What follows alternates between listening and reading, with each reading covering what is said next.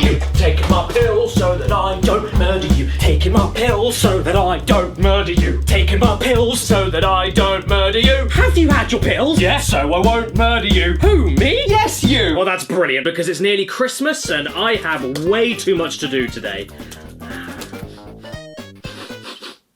What's that smell? Oh no. What? What happened? I took the wrong pills. Oh dear. I think I'm about to... I think I'm about to... Please, not on the carpet. I think it's happening. I can feel it coming. Oh no! God, please help me! Stop! Oh, would you look at that? Somebody's at the back door. I wonder who it could be.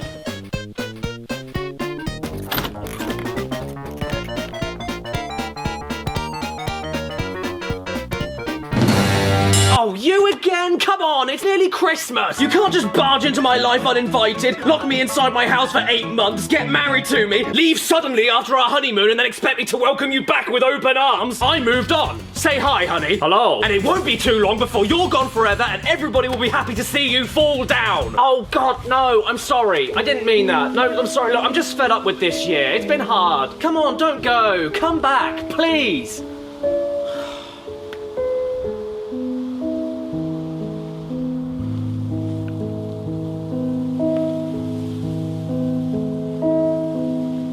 We had a baby. Speaking of bricks, I should really get to ordering my PS5.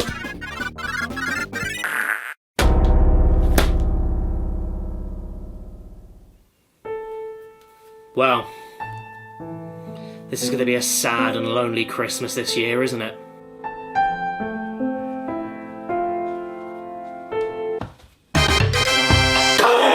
Sony! You cheeky little fans! Seriously, these things were impossible to find, weren't they? So I consider myself extremely lucky that PlayStation themselves looked at smelly old Caddy and gave one to me. Thank you so much. It means the world to me. I love this thing so much, I could just give it a big old caddle.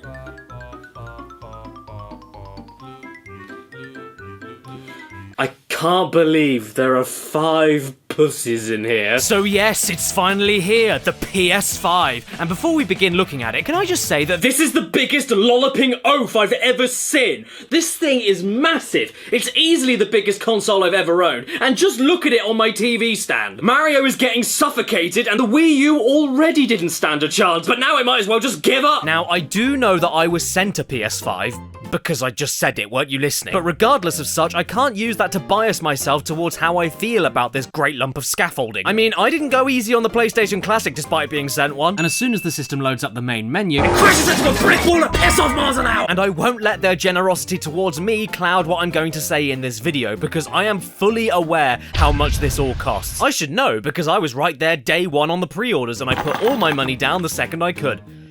Then PlayStation very kindly reached out to me a week later and asked if I would like one, to which I said, oh, yes, please. But you could have told me before I wasted 2 months worth of my family's food bill! And then, that's what got me thinking about a potential video. Because, for as fun or as impressive as this technology is, when I put my money down for it, it still initially costed me £893.90p to get it! That's roughly the same as $1,200! Christ! Santa might forget a couple of gifts this year, won't he? And that's not all. At the time of filming this video, I still haven't got my money back on the original pre-order I made for this system. So even though I did eventually get a free PS5 and a couple of games in the form of review copies, at this moment in time, I've still technically paid for all of it. What I'm getting at is that this is not cheap. It's easily the most amount of money I've ever spent in my life on a console before. So all I can do is plonk myself here, stare at my sad reflection through the TV screen, and think to myself, is this even worth it? So this video today aims to answer that question. Is there enough brand new stuff here to warrant running down a grandparent in the shops for? Not including repackaged games from previous systems like Devil May Cry 5 Special Edition. Well, let's begin with what you get in the box with the standard Pinky Sniff 5. But I've only got 2. Here is the box. It is a box, and standing there proudly on the left-hand side of it is, my missing school folder. So let's take a look at what we got here. We have a HDR compatibility and fork. Good. And we can go up to 8K? I didn't even know that existed! What do you think that will look like? What's the point? Isn't 4K high enough? Why do you need double 4K? This is stupid. PS5 is stupid, don't buy it. After this, you're gonna want to try and get the thing out of its cage, but once it's free, make sure to give it plenty of sunlight and free-range eggs before deciding where you're going to put it. You can have it sideways, like mine, or have it standing vertically, but whatever you do, don't make the first mistake I did and completely miss the console stand that's hiding in the box. If you don't attach that and lay the PS5 down, you'll turn it into a functioning seesaw, and if you decide to stand it up without attaching the stand, you'll be blocking off some of the vents that prevent the console from overheating, which if you aren't careful may lead to this. You also get yourself the beautiful and comfortable DualSense controller, and that is it. That is all you get with the PS5 out of the box. When I pre-ordered, I couldn't see any bundles with games or bundles with accessories, which is £450 immediately gone. What is this? The video game industry? As for the optional stuff I managed to pre-order though, I grabbed myself a controller charging dock that is basically a tiny little PS5, it's very cute, a USB camera for Sony to watch you disappoint Jesus on the sofa, and a second controller for all of the games that have no two players. It's not all bleak though, to be fair, because since I got the disc model, I'm at least able to play my physical disc PS4 games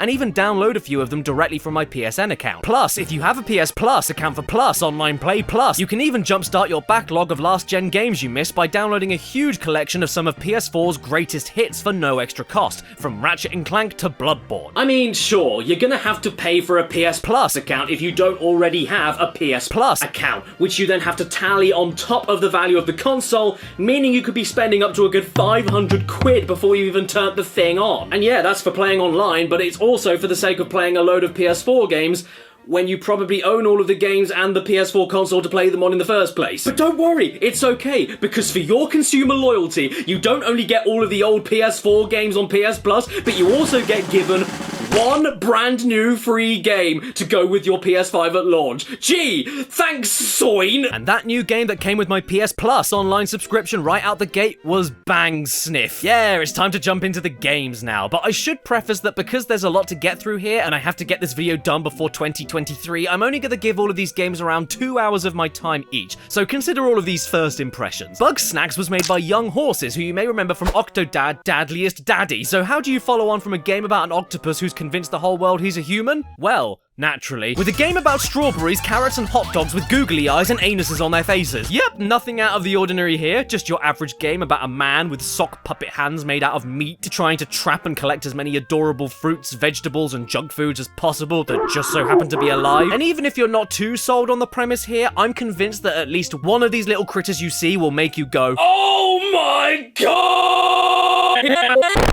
Personally, I find all of these creatures very endearing, and I find it more fascinating just watching them all dibble around than actually solving some of the deviously interesting logic puzzles in order to catch them. I mean, look at this thing. Look at it! I wish you were my child! This one is broken and I want my money back! And by the way, I think we need to correct the Bible, because it was obviously Bunga who died for our sins. So you're playing the game, running around this unique little land of fuzzy Muppets with names like Wambus and Clumby, and you're really enjoying seeing all of the precious and creative little snack monsters walking around. You scan them, you take pictures of them, you catch them, you want to give them all a kissy-wissy on the lippy-dippy, you're having a whale of a jolly old time, and then you take your discoveries over to your friends to show them, where they decide to consume them, and then the animals grow out of their limbs like tumours. What? Yeah, if you couldn't tell by the name, Bugsnax isn't just about seeing and collecting cute little creatures, they are indeed based on foods for a reason.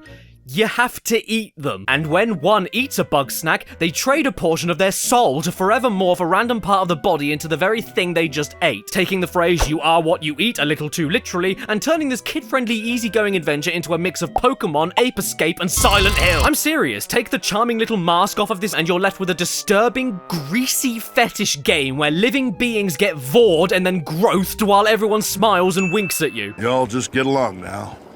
I'll catch up. And that's not all. I feel like this entire universe is some kind of shorthand euphemism to a demographic who probably doesn't wash. This lady here, Bethica, has a second name that is basically just slang for cocknose. The first character you meet nearly has the first name of a naughty toy, and if you rearrange the letters of his second name, you end up with...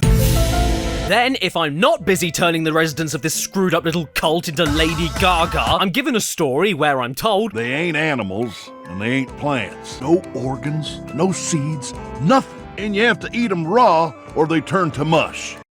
that? I swear, man, this is an unintentional horror game. I'm getting chills. I even discovered this part right here, where Wambus won't stop talking about how much he misses his wife, but then after going to his house to rummage around illegally, I discovered that he has a cactus that he dresses up exactly like his wife, that is right next to his bed, which is right next to the front door! Wambus doesn't only love getting prickles and scabs between his legs, he's also proud of it, and wants the entire town to see him do it. This game is for kids. And we have an exhibitionist. Nobody's figured out how Bugsnax reproduce, but I got an idea. I'm gonna ram my dick in a cactus and grow some myself. I'm quitting this game forever. I feel all sticky just looking at it. Oh my god, what is that? Well, so far, I've been scarred for life and it only cost me £500, so thank you, PlayStation. What else have you got for me to nibble on? What's this here? Astro's Playroom? It comes pre-downloaded with every console for absolutely nothing?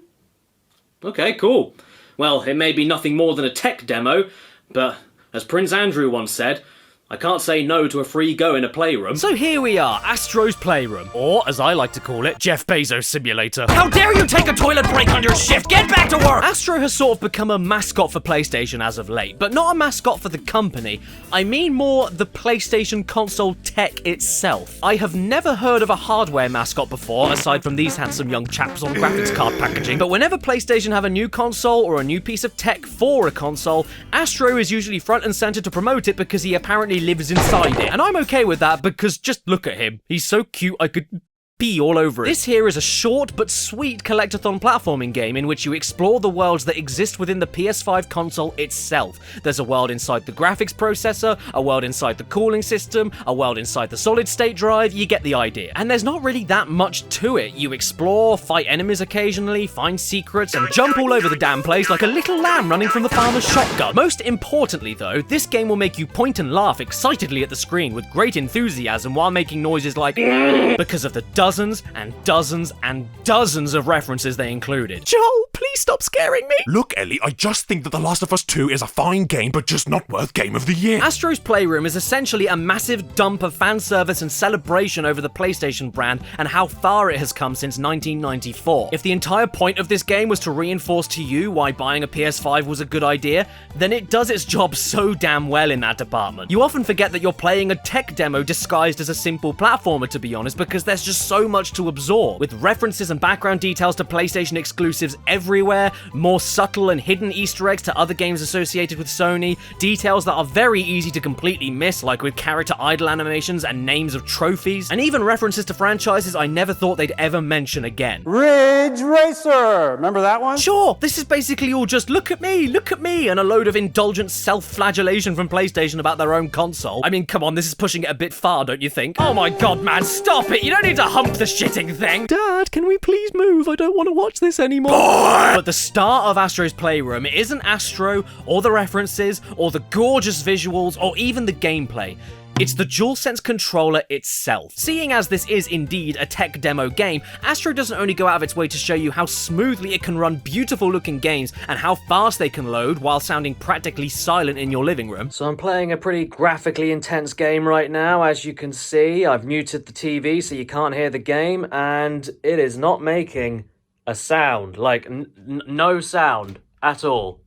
It is a quiet little king. But also demonstrates how awesome the controller itself is, with its incredibly realistic vibration technology, even rivaling Nintendo's Joy-Con HD Rumble, and the adaptive triggers, the triggers of which are so cool, it even makes the controller testing screen a fun time. Yeah! What do I mean by this though? Well, basically 80% of the time, the triggers of this thing feel like any other regular controller triggers, you know, loose but springy. However, every so often, depending on what you do in different games, each individual trigger provides you unique levels of stiffness, vibration, and resistance using tiny little motors and magic. It's very hard to explain without you feeling it happen yourself, but trust me when I say it's one of the coolest things about the system. Holding and pointing a laser, activating rocket boosters, using a camera shutter, gripping a plastic ball until you pop it open, it actually feels like you're doing these things with your fingers thanks to the triggers. And that isn't all that this controller can do. The touchpad returns from the PS4 DualShock controller, which means I can make it say Q. And of course there's the gyro motion controls that can be flipped entirely around without anything going wrong,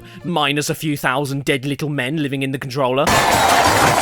When you mix all of this extensive testing and usage of all the PS5's features into a simple but damn good collectathon platformer, and then fill it to bursting full of nostalgic callbacks, you end up with one of the best PS5 games you can get so far. Yes, I'm being serious, and it comes with the console. My love for this game is deeper than Loch Ness.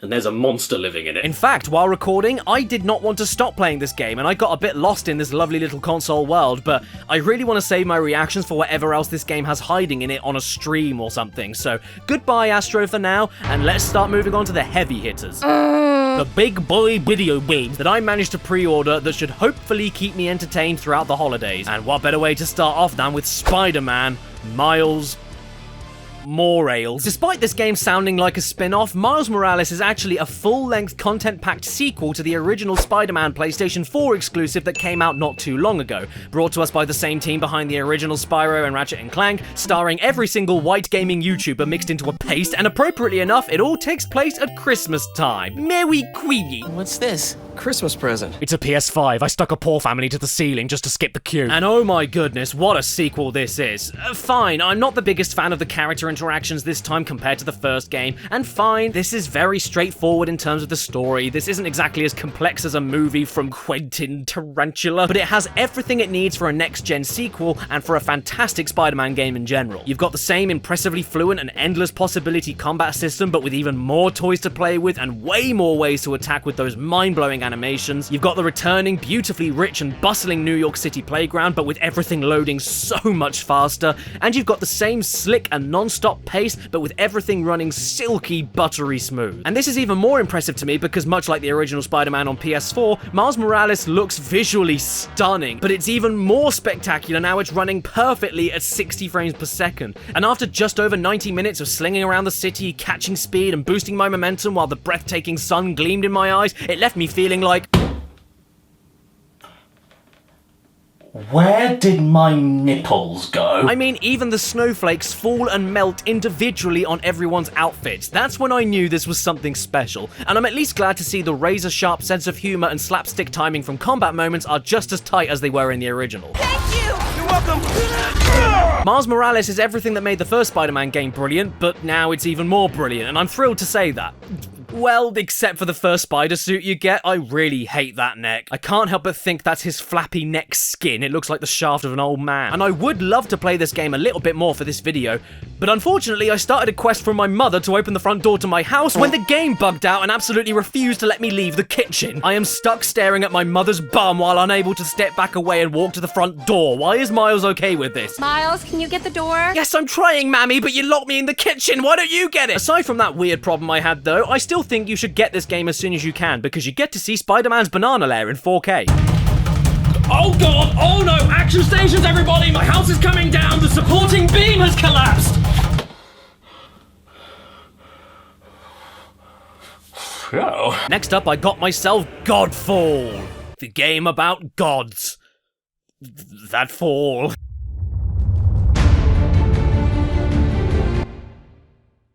That was a great game. And then we get a cutscene introducing us to the story, and the audio is completely out of sync with the pictures. It turns out that this game was published by Gearbox, so if you thought for a moment that Gearbox would have their name attached to a stable game... It was all a lie. Sorry, I'm being horrible. The game was fine for me after that, but if there's anything I think you should definitely fix, it's the title, because it should be called Godfall Asleep! This game bored me, I'm sorry to say, and that sucks because there's so much here I absolutely love. The controls are tight, the DualSense trigger effects and dynamic vibration feel extra crunchy, and once again, the game looks wonderful and loads obscenely quickly. Not to mention the performance, 60 frames per second flawlessly again. But none of this really matters when you're thrown into a bland world where everyone has names like Orange, the characters deliver their lines like supermarket cashiers, and the point of the game is you needing to get stronger in order to stop your evil brother, who you used to love, but now he's evil and he's too powerful. And then you get the gameplay, and oh boy, for an action combat RPG, the The combat is remarkably game-breaking right from the start and not very interesting. Your combos feel absolutely endless, there's no stamina bar to punish you for spam attacking or spam dodging,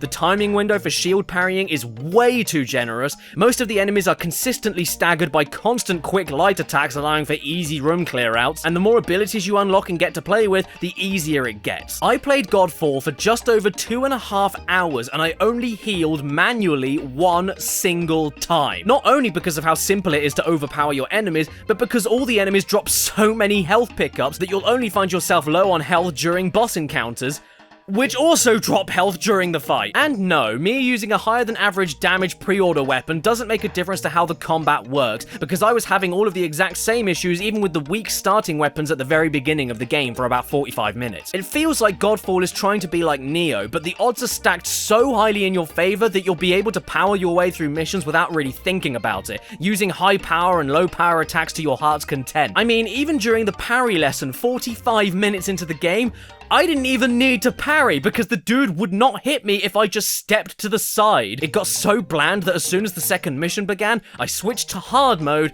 and even then, I still didn't struggle. Or if I did run into an enemy slightly more complex than the rest, I still wasn't massively thinking about how best to approach them because they all go down in the same way. Oh, and what about that awful lock-on camera? You know, the one that doesn't make it clear at all if you're even locked onto an enemy, and doesn't actually move the camera's focus around your body for the best viewpoint of the enemy, and that can't switch targets with the right stick while you're locked on. In group situations, which 90% of my fights were, this all makes the lock-on practically worthless, meaning you have to swap your right thumb between dodging and turning the camera all the time, which is not exactly ideal. And what about the other half of the game, the looting? Sure, I gotta admit, I do like the idea of finding new gear and seeing how it stacks up to your current gear. It's very Borderlands-ish, but when you're jumping from the stupid fast pace of the combat to the running around blank empty spaces, making sure you smash absolutely every single item in each room before moving on, and then stopping and waiting for the items to hit the floor, otherwise you won't pick them up properly, you'll quickly see how at odds these two major mechanics are with each other. Crafting upgrades and finding items is a big part of Godfall, so you will need to do this slow, samey, smashing up exploration as often as you can. And by the way, who decided that the shield throwing move needed a cooldown? Because when you're trying to hit switches from a distance and you miss, you need to wait around 20 seconds to try again. Oh, oops, need to wait and try again. Oh, oops, need to wait and try again. Oh, oops, need to wait and try again.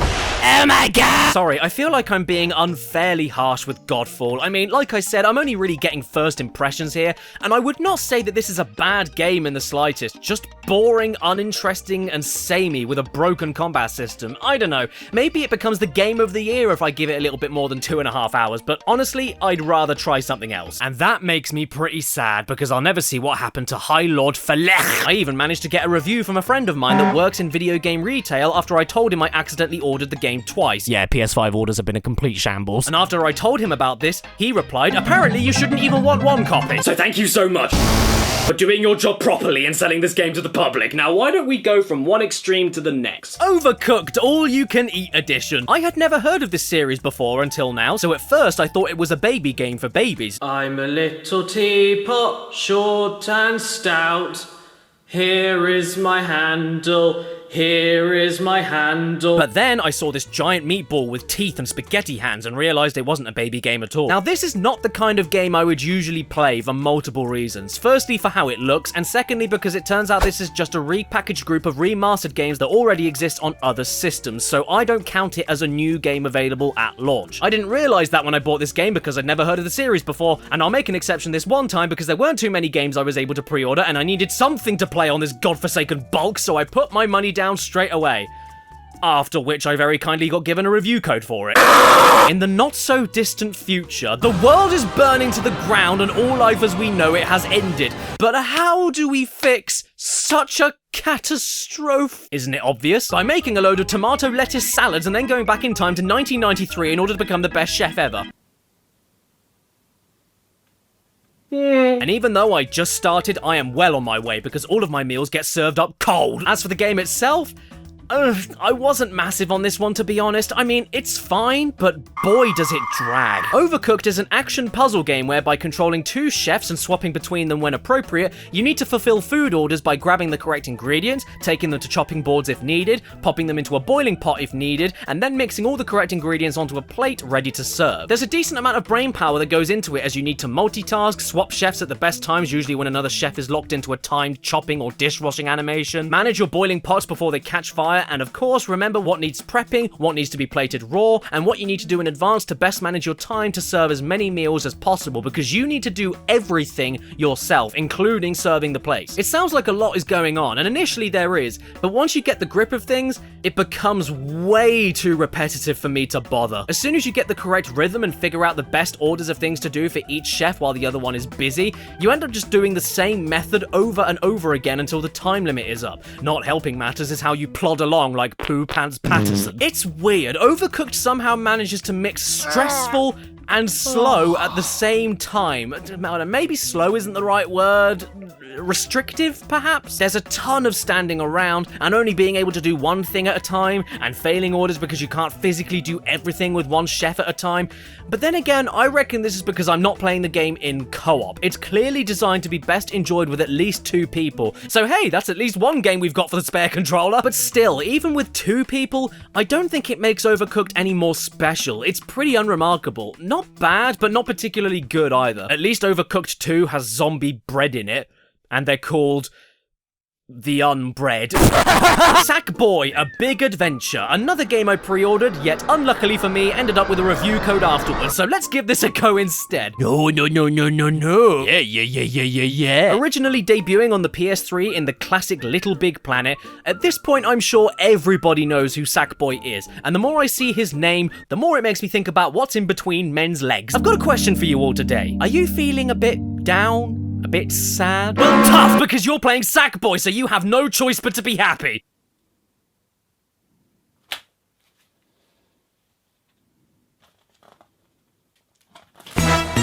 It is simply impossible to be unhappy when playing this game. It's too goddamn peppy. Even the title screen is happy. Not only because Sackboy is cute, but because of the graphical details and how much more real he looks. Check out the textures of his wall. All of the fuzzy bits and everything. I just want to reach out to the screen and put my wink all over it. Sackboy has come from a series entirely built around the concept of 2D platforming mixed with community creativity. People creating their own worlds, their own levels within those worlds, even their own kart racing levels. But after so many games based around this same idea with the same basic level editing tools, Sackboy has finally branched out and done what he should have done very shortly after Little Big Planet 2, become a dedicated platformer. I love Little Big Planet as much as the next guy, but I think we can all agree the actual platforming controls and mechanics are the weakest parts of the games, maybe except for Little Big Planet 3 and on PS Vita. They're not bad at all, but definitely not stellar, so I'm more than happy now that we're giving Sackboy a chance to focus on pure platforming and hopefully make this game more replayable as a result. And they didn't completely get rid of the creativity angle here either, because there are so many bloody cosmetics to find in the stages, and hundreds of costumes to purchase with the items you find in the stages too. I'm a hairy old wise man that left something in the oven. Ultimately though, this is a huge shame, but the game itself didn't blow me away too much and it feels pretty middle of the road. It's not bad, don't get me wrong, but I wouldn't recommend it at the drop of a hat. No! I know I've only played it for around 2 hours, and it is very endearing with the character designs and great voice acting from classic British comedians, and this universe made entirely from haberdashery and arts and crafts I adore. It takes me right back to how I felt when playing Tearaway for the first time. But as far as platformers go, meh, there's nothing standout or amazing going on here. Some of the power-ups are pretty cool, and a few moments got me engaged, but so far it feels like a much more straightforward and much more sedate version of Super Mario 3D World on the Wii U. Your default movement speed is far too slow for platforming that's not that complicated. But then again, I only have just scratched the surface with this one. I will keep going because I want to see if it picks up. It's hooked me. But for now, I'm not completely astonished, even if you can slap things around with a dead fish as the best bit of the game. Oh, hang on. Anybody seen my socks? Oh, they're on PS5. So, how am I feeling about the money I invested into the PS5 at this point and still haven't had back? Yep, that about sums it up. But maybe, just maybe, I'll find something else to love with a bigger and more impressive game. A proper AAA box office smash that will demonstrate to me exactly what the PS5 can really do. So how about we take a look at Assassin's Creed Valhalla? Yep, nothing to see here. This is definitely Assassin's Creed, alright? How about we take a look? Okay, dude, look into my eyes right now and listen to me. You paying attention? Yeah? You looking at me? Yeah, that's good. Because my eyes are getting smaller. Ooh, look at them. Look at my tiny little eyes. This game kicks ass. No joke. The Demon's Souls remake blew me away a lot more than I was expecting. It's one of the best remakes I've ever played, and it's so good that I want to shove it right up my... To be reasonable, though, it's still not my favorite Souls game, and the music in the remake is upsettingly bland and generic in comparison to the original's minimalistic and stressful pieces of music. But I mean, Christ, look at this. It's beautiful. Or my name isn't Kadinki. Demon's Souls was another game I actually ended up getting a review copy for after I already pre-ordered it and still don't have my money back. But either way, I don't mind too much this time because I loved this game so much I would have bought myself another copy anyway. And I don't count it as a repackaged old game because this was redone from the ground up and feels completely fresh as a result. Fundamentally though, in terms of the level design and such, this is basically the same game as the original Demon's Souls, the cult classic PS3 exclusive from 2009 that is often overlooked in favor of the, in my opinion, superior Dark Souls series made by the same developers. Remade lovingly here by Blue Point Games, also responsible for the Shadow of the Colossus remake for PS4 and approximately 3 million HD remasters of PS2 classics. Now don't get me wrong, I always liked Damon's Soup back in the day, but I never loved it, and it's the Souls game I put the least amount of time into by far. But with everything they tweaked and spiced up for this remake, I am now a lover of Demon's Souls. I love the look, I love the bleak and sorrowful atmosphere, I love the enemies, I love the bosses, and I love the squishy things that look like a Kraken's Jedits. And it's even better now knowing that you've got possibly one of the most graphically impressive console games ever made that also manages to run at a consistent 60 frames per second without ever slowing down or stuttering at all, aside from like maybe 1-2 second moment in my 18-hour playthrough. Oh yeah, I should probably mention I didn't just put 2 hours into this. I already finished this game on my Twitch channel, and you're seeing my footage here from New Game Plus, hence I have my big bone hitty stick of poke. Most importantly to me though, and the thing that makes me never want to bother going back to the PS3 version ever again, the load times are lightning fast thanks to the solid state drive inside the PS5. Seriously, it's faster than my girlfriend when she sees me and moves away from me. Teleporting between areas and loading after dying is now roughly 15 seconds faster than it was on the PS3, allowing you to get back into the action faster,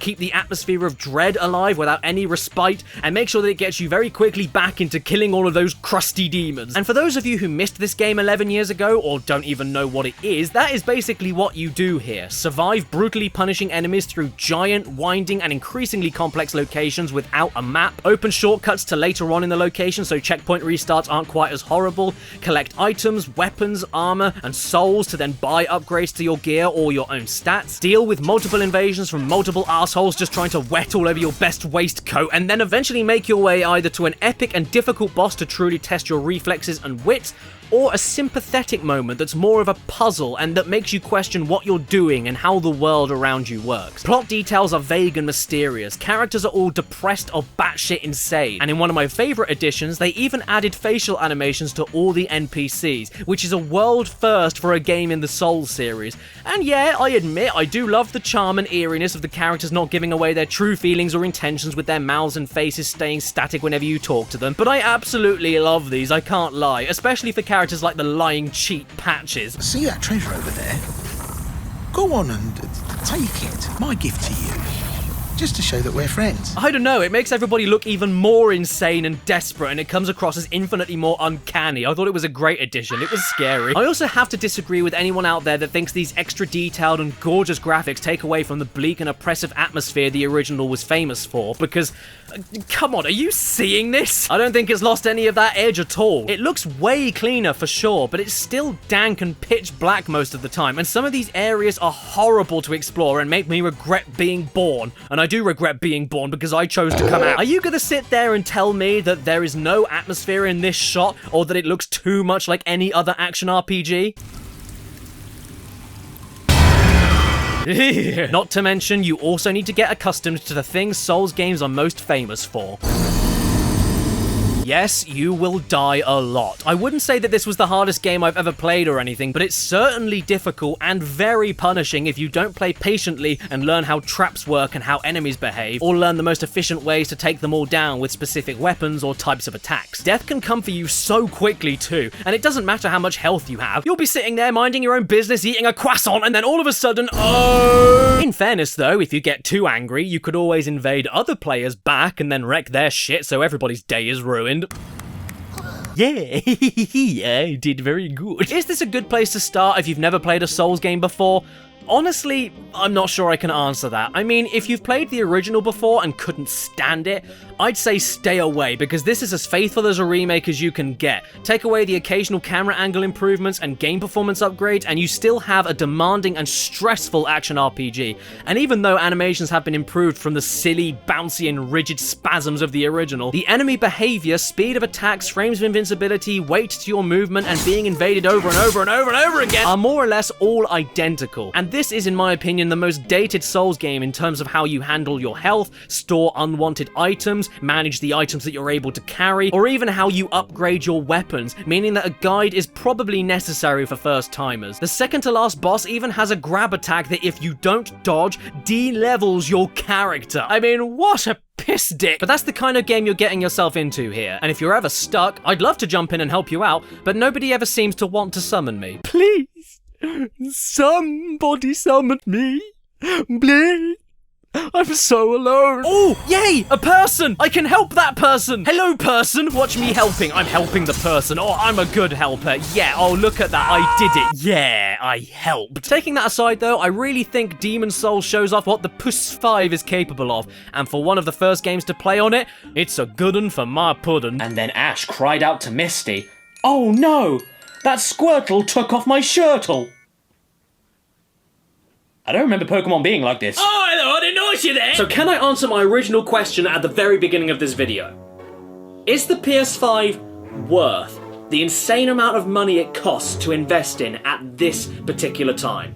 Is it worth staying up all night, hitting refresh on all of your favourite websites until they pop up back in stock? Is it worth kicking kids in the head before they can get to the checkout desk with the last one in the shop? Oh, Jesus, no. Now, don't misunderstand. This isn't me saying that I don't like the PS5. Honestly, I kinda love it. I haven't had this positive of a first impression with a console in years, even if it is a giant cheese. The loading speeds are absolutely phenomenal, the visual fidelity is incredible while still allowing for flawless 60 frames per second gameplay, the controller is basically magic, but considering how hard it is to get one of these, particularly around the holiday season, I really think you should take a step back and think about what you're stressing over and what you're actually paying for here. Especially if you're that desperate where you'll pay an extra 50% of its original value back to a scalper that bought a shed load in bulk back in November. Obviously, I'm just talking as some arsehole from the past that got this thing at launch, so who knows? Maybe by the time this video goes out, there will be a lot more available on the PS5. I hope there will be. But for this video and the launch of this console specifically in November, what exactly did I get? I got one brilliant console exclusive, one brilliant game also on PS4, one okay game also on PS4, one good game also on PS4 and PC, one boring game also on PC, one okay game that you can't only get on Xbox but is also just a repackaged collection of older games, one decent game that's on basically everything else, and one exclusive tech demo that comes with the PS5 anyway. Well, at least there's no knack. Out of all of the 8 games I played for this video, I can only seriously, absolutely, definitively recommend 4 of them. One of which is a tech demo, the other 2 of which are also on PS4 and other systems. Sure, those games might not run anywhere near as nicely on PS4, but the point is, I'm looking at things that you would need to drop everything to get a PS5 specifically for. The rest of the games I talked about were either okay, bad, or available on other systems. And if you got a game that was also on PC, like Bugsnax or Godfall, then you have already been used to smoother frame rates and beautiful graphics options, and have been for years now, so the PS5 isn't going to do much for you. In terms of consoles, the PS5 is certainly impressive, and if I didn't play anything on PC before this, I'd probably be even more impressed, but the truth is, I really feel as though this is what the jump from PS3 to PS4 should have been a while ago, because PC owners have been playing games in this way for years now, and that price is steep for what is essentially a lesser PC that can't do as much, while charging around $100 for some games that look and run as nice as PC versions of $60 games from around 6 years ago. What the hell, Sony? This is a total rip-off. For console-only players, yes, I do think this is finally a noticeable jump that we haven't seen since the PS2 to PS3, and I'm sure that all of the multi-platform games you choose to play with this will run very well. I mean, aside from one buggy moment in Valhalla, the rest of the time it was a wickedly smooth ride, and that's in an Assassin's Creed game. But geez, don't lose sight of yourself and look at what you're being charged for, knowing that PC gaming exists, because for what the PS5 actually offers to you that's unique and new now, these prices are not worth it. So unless you really want to be a part of the conversation, before you rush off to Amazon.com and shout, "Flippity floppity, get in my property!"